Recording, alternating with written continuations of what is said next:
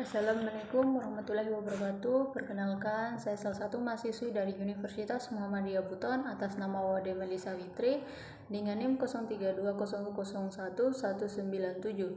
Di sini saya akan menjelaskan mengenai bencana alam di laut dan pesisir serta mitigasi bencana di lingkungan pesisir.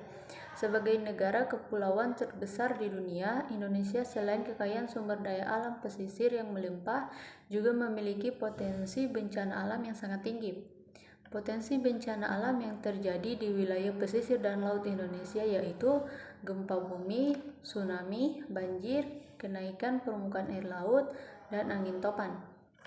Gempa bumi merupakan getaran yang terjadi di permukaan bumi akibat pelepasan energi dari dalam secara tiba-tiba yang menciptakan gelombang seismik. Kemudian, gempa bumi yang terjadi di wilayah pesisir akan menimbulkan potensi bencana lainnya yaitu tsunami. Tsunami ialah gelombang laut yang sangat besar yang terjadi karena adanya gangguan impulsif pada laut. Gangguan impulsif tersebut terjadi akibat adanya perubahan bentuk dasar laut secara tiba-tiba dalam arah vertikal. Dampak dari bencana tsunami yaitu terjadinya kerusakan di wilayah terdampak, jatuhnya korban jiwa, dan kegiatan ekonomi terganggu. Menurut Kamus Besar Bahasa Indonesia, banjir di wilayah pesisir seringkali disebut dengan istilah banjir rob. Banjir rob yang terjadi merupakan salah satu dampak dari peristiwa pasang air laut. Potensi bencana di wilayah lainnya yaitu kenaikan permukaan air laut atau sea level rise merupakan dampak yang terjadi akibat kegiatan-kegiatan yang terjadi di darat, dapat menimbulkan efek rumah kaca, merusak ekosistem mangrove, meluasnya intrusi air laut, hilangnya pulau-pulau kecil, dan kegiatan ekonomi terganggu. Kemudian ada juga bencana alam angin topan yang merupakan suatu badai tropikal yang hebat dari pelepasan banyak energi dalam suatu hari sebanyak 1 megaton bom hidrogen. Berdasarkan dampak dari bencana yang ada, hampir semua bencana mengakibatkan kerusakan.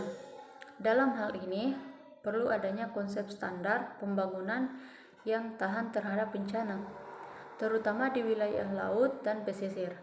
Selain itu, membuat jalur evakuasi dengan aksesibilitas yang baik untuk mengurangi jumlah korban jiwa apabila terjadi bencana. Untuk mitigasi bencana merupakan kegiatan yang amat penting dalam penanggulangan bencana, karena kegiatan ini merupakan kegiatan sebelum terjadinya bencana yang dimaksudkan untuk mengantisipasi agar dampak yang ditimbulkan dapat dikurangi. Mitigasi bencana di wilayah pesisir dapat dilakukan secara struktural maupun secara non-struktural. Secara struktural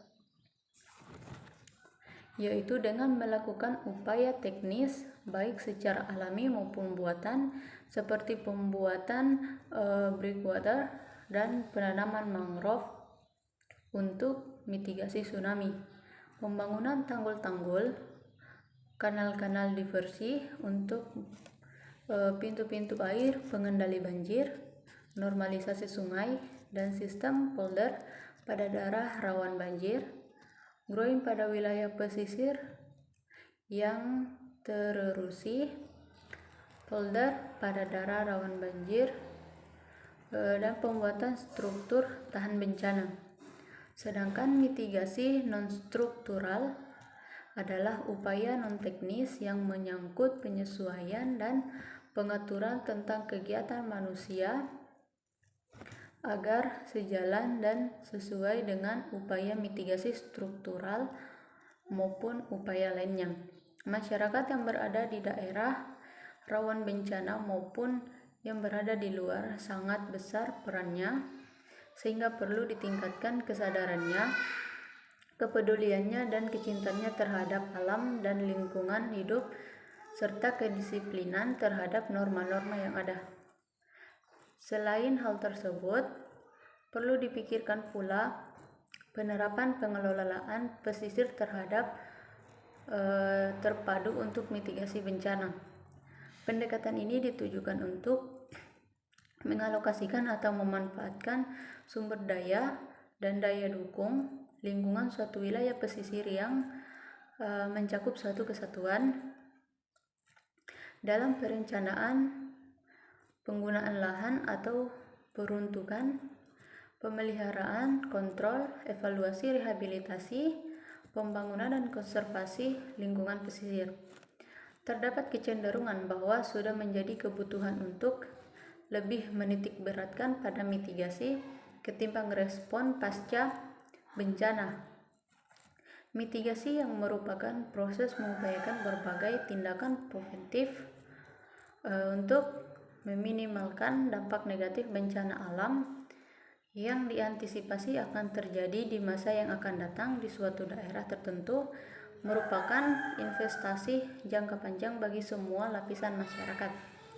Nah, mungkin itu saja yang dapat saya jelaskan. Lebih dan kurangnya mohon dimaafkan. Billahi taufiq wal hidayah. Wassalamualaikum warahmatullahi wabarakatuh.